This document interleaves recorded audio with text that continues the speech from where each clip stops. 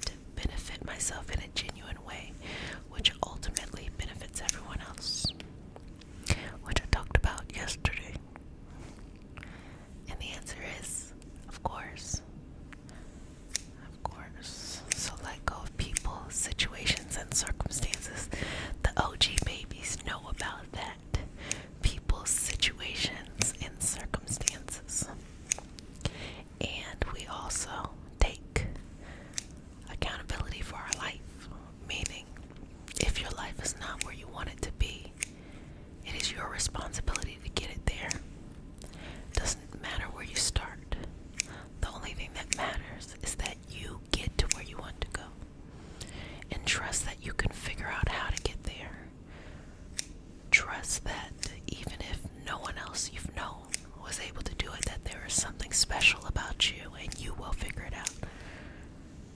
Because sometimes we don't even know everyone's full lives.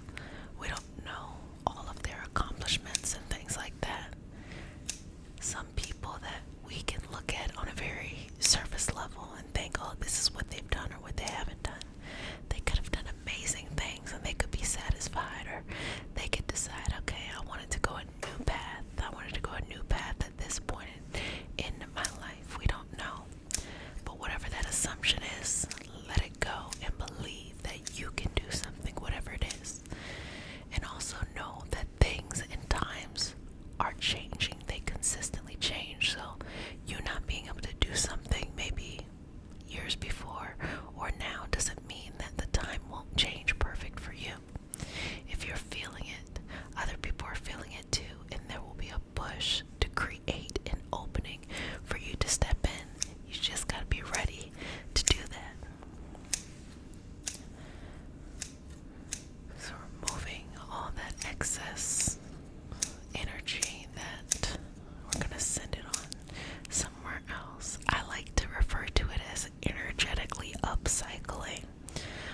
Essentially what the concept is here is that the energy we experience, to us personally, we have like a value to it.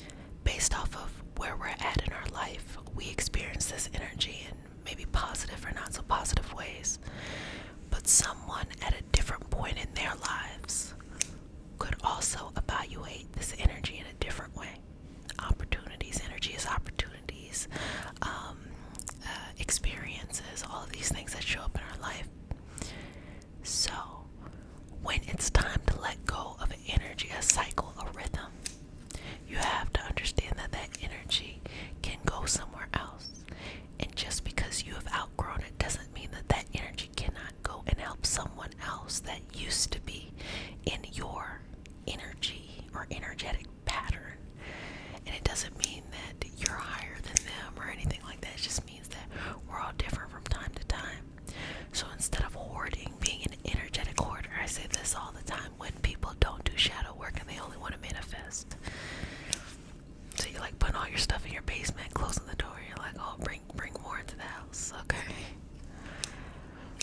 But instead of doing that, just let it go. Sometimes people are afraid to let things go before they get whatever it is that they want. But this is the really cool thing about astrology, okay?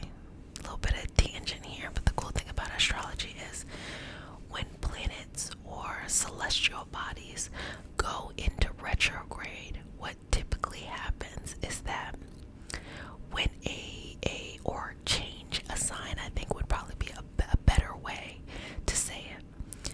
A planet will go and ingress into its next sign, and then for a couple of months you'll experience that, or depending on how far away it is, weeks, months, whatever, it could be even years. For a couple of months you feel that new sign, and then it will go backwards into retrograde in that old sign. And so that experience reminds us of sometimes in life we experience or we realize, this is what I want. But instead of being able to stay there initially, we get pulled back into our old circumstances. Why? Because we gotta pack up and move. We gotta pack our shit up. We gotta load the boxes. And we gotta move out the house. You don't just go find somewhere new and then you just live there automatically. No, you have to go backwards and tie up all of those loose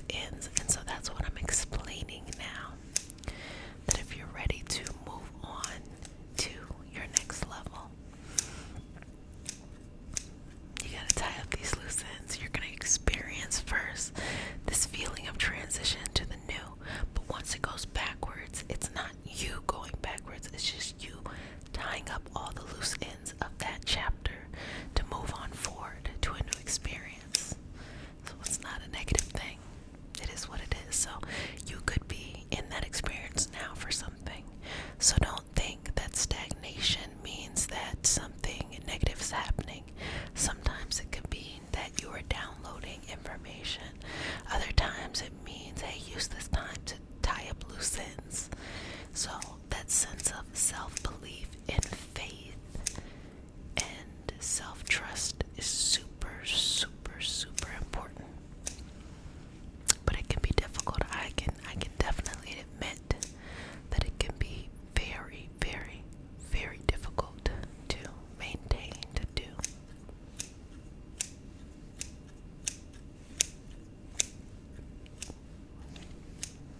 But never give up, never surrender to the fact that it's worth doing, you know. The experience is worth doing and worth having. And sometimes I get up and I just feel like I want to live life. I don't know if you feel that way too. I don't know if I'm describing it well, but sometimes I just get up and I'm like, I want to live life. Because sometimes when I'm in a meditative state, it can feel really relaxing. Or, you know, when you're kind of like sleepy and you don't want to get up yet. And sometimes underneath the veil can feel so nice and magical and stuff like that. But I don't know, there's something about being alive in the physical, regardless of the circumstances, situations, people, things, whatever. Just something about being alive that I think is truly amazing. You know, I think it's something that the soul can appreciate. Maybe that's the reason. I mean, you have your understanding and this is mine. Maybe that's the reason why we continue to come back or continue to have these various experiences of our soul interacting. I don't know. I can't, though one day, yes, but I can't imagine not being in this waking state. It makes everything feel so grateful to have. And I think it makes it a little bit easier to have feelings. Sometimes you're gonna be afraid, sometimes you're gonna be sad, sometimes you're gonna be happy, sometimes you're gonna be mad, you're gonna be pissed off, you know. All of those things, I think that's a part of the living, you know. I think that is a part of the living. But it took a long time. I can only speak for myself. It took a long time for me to feel that good about living life. It took wanting. It took having the courage to live my life the way I want to live it. And repeating each year. Repeating. Each year. Just repeating. And then life felt worth living. Not that it didn't feel worth living, but life felt like living was magical. If that's the best way to explain it, living felt very magical.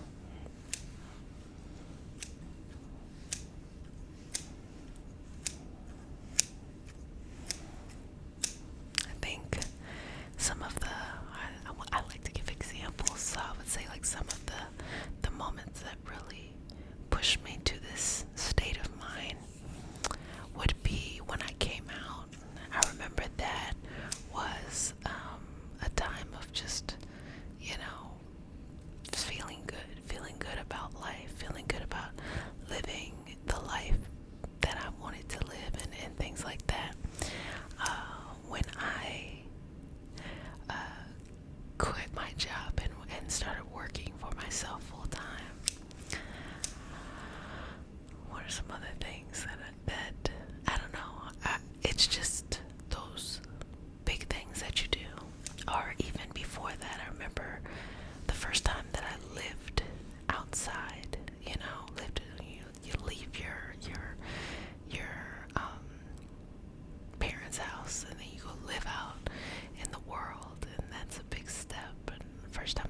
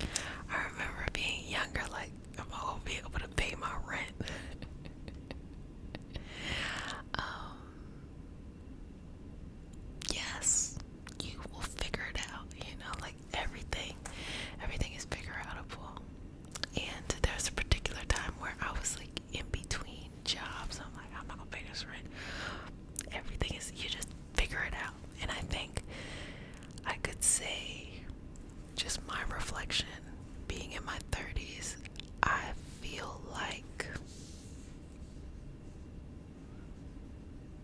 it's not as hard as I was making it. And I would hope that when I go into my 40s and on, that I will feel a different kind of energy, like, that same kind of level, but somewhere else. All of those things. And yes, if you're new, I'm not 15.